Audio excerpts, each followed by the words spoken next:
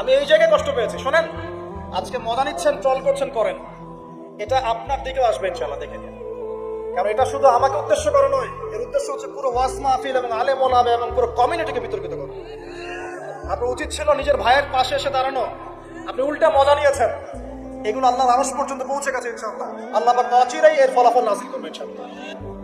একটা national news যদি প্রচার করতে চান, আপনাকে পক্ষে বিপক্ষের কথা নিতে হবে না? একটা ন্যাশনাল নিউজ প্রচার করবেন, তাহলে বাদী বিবাদী উভয়ের কথা শুনতে হবে না? এই হলুদ সাংবাদিকতা, টোটালি হলুদ সাংবাদিকতা।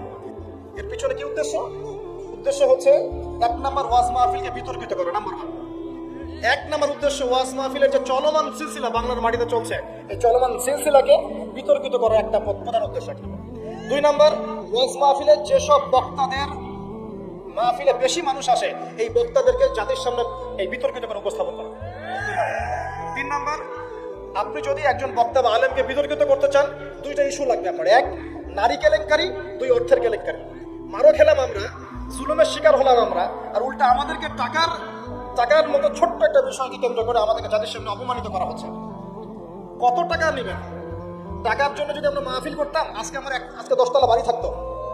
একদিনে চাইলে আমি 10টা মাহফিল করতে পারতাম। টাকার জন্য যদি আমরা কাজ করতাম, দিনের কাজ, তাহলে আমার নামে 100 বিঘা জমি থাকতো। আমি আল্লাহর বান্দা, আল্লাহর জমিনে বেঁচে আছি কারাগারের জীবনে, আমার 1 শতক কোনো জমি নাই পৃথিবীতে, 1 শতক না, আল্লাহর কসম করে বলতেছি।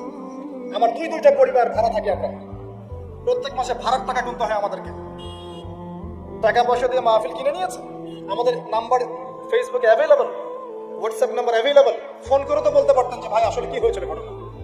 তার মানে বোঝা যায় এর পিছনে একটা গভীর ষড়যন্ত্র আছে। ষড়যন্ত্র 1 নম্বর, আলেম ওলামাদের অবস্থা কিন্তু দেশে ভালো নয়।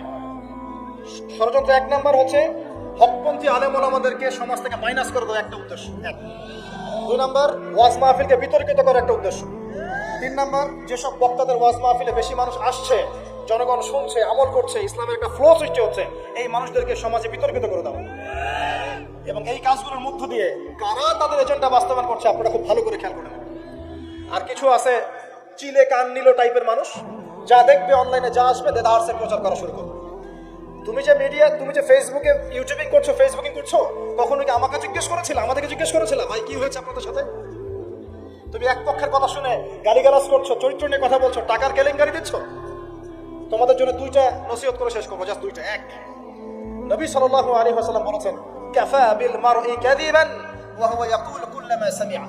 কোন ব্যক্তির মিথ্যাবাদী হওয়ার জন্য এতটুকুই যথেষ্ট যে সে যা শুনবে যাচাই বাছাই না করে তা প্রচার করা শুরু করবে। 1।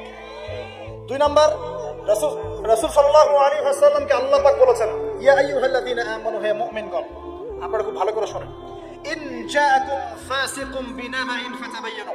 কোন ফাসিক, পাপাচারী, কোন ফাসিক যদি কোনো সংবাদ নিয়ে আসে, সেটা বিশ্বাস করার আগে অবশ্যই যাচাই বাছাই করে নিন। নাহলে আন তুসিবু কওমান বিজাহালা ওয়া তুসবিহু আলা মা ফাআলতুম নাদিমিন। নাহলে তোমরা অপরাধবশত এমন পদক্ষেপ নিয়ে ফেলবে যার ফলশ্রুতিতে তোমাদেরকে অনুতপ্ত হতে হবে। আর সবচেয়ে কষ্ট পেয়েছি আমি এখানে, কিছু আলেম ওলামাও এর পক্ষে সাফাই দেওয়া শুরু করেছে।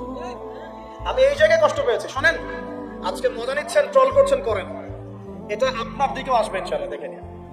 কারণ এটা শুধু আমাকে উদ্দেশ্য করা নয়, এর উদ্দেশ্য হচ্ছে পুরো ওয়াজ মাহফিল এবং আলেম ওলামা এবং পুরো কমিউনিটিকে বিতর্কিত করা। আপনার উচিত ছিল নিজের ভাইয়ের পাশে এসে দাঁড়ানো, আপনি উল্টা মজা নিয়েছেন। এগুলো আল্লাহর আরশ পর্যন্ত পৌঁছে গেছে ইনশাআল্লাহ। আল্লাহ পাক অচিরেই এর ফলাফল নাযিল করবে ইনশাআল্লাহ।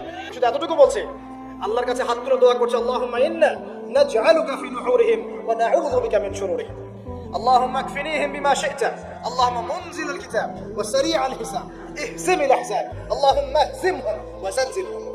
এই দোয়ার অর্থ যারা বুঝবেন জেনে নিয়েন যে আমি কি দোয়াটা করছি। আমি আল্লাহর কাছে দোয়া করছি, আল্লাহ পাক সত্যের পক্ষে থাকেন, মিথ্যার বিপক্ষে থাকেন। এখানে ইসলামের বদনাম হয়েছে, আলেমের বদনাম হয়েছে, এবং আল্লাহর দ্বীনের দায়ীদের গায়ে আঘাত এসেছে, ইউটিউবারটাকে আঘাত করা হয়েছে, এবং মিথ্যা প্রপাগান্ডা চালিয়ে চরিত্র হনন করা হয়েছে। আল্লাহর কাছে দোয়া করছে আল্লাহ পাক যেন একাই এই জালেমদের বিরুদ্ধে আমাদের পক্ষে যথেষ্ট হয়ে যান ইনশাআল্লাহ। আমরা দোয়া করছি আল্লাহ পাক যেন এদের এবং আমাদের মাঝখানে ফয়সালাকারী হিসেবে আল্লাহ পাকই যথেষ্ট থাকেন ইনশাআল্লাহ। আল্লাহুম্মা মুনজিলাল কিতাব, আল্লাহ পাক কিতাব নাযিলকারী, সারিআল হিসাব, দ্রুত হিসাব গ্রহণকারী, ইহজিমিল আহজাব, এই জালেমদের এই দলটাকে আল্লাহ পাক ভেঙে দিবেন ইনশাআল্লাহ।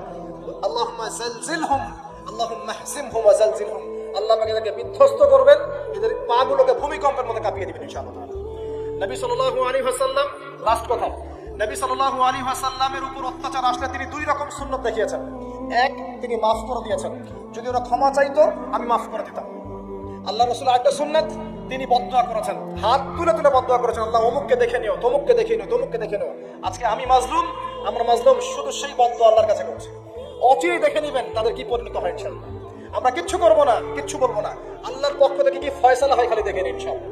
কারণ আল্লাহর দিনের শত্রুতা করে, দিনের দায়ীদের সাথে, আলেমদের সাথে শত্রুতা করে কোন জালেম, কোন ফেরাউন, নমরুদ এই দুনিয়াতে টিকতে পারে নাই, আগামীতেও পারবে না ইনশাআল্লাহ। আর কিছু বলার মতো মন মানসিকতা আমার নাই। আপনাদের জন্য দোয়া করবো, অনুরোধ করবো যে আল্লাহর ওয়াস্তে এই বিভ্রান্তির যুগে এক পেশে মনোভাব রাখবেন না, সত্য মিথ্যা যাচাই করবেন, তারপরে আপনি বিশ্বাস করবেন ইনশাআল্লাহ। আর বিশ্বাস করবেন আল্লাহর পথে দায়ী আলেম, মুহাদ্দিস, মুফতিরা কোনোদিনও দিনের অকল্যাণে কোনো কাজ করবে না ইনশাআল্লাহ। আল্লাহ রাব্বুল আলামিন আমাদের সবাইকে পবিত্র কোরআন এবং সহিহ হাদিস অনুযায়ী আমল করার তৌফিক দান করুন, নবীর সুন্নাহগুলো মেনে চলার তৌফিক দান করুন, এবং আমাদের মাঝে যত ইখতিলাফ আল্লাহ পাক দূর করে দিন, এবং দৃশ্যমান অদৃশ্যমান সমস্ত রকম ইসলামের শত্রু থেকে আল্লাহ পাক আমাদেরকে হেফাজত করুন।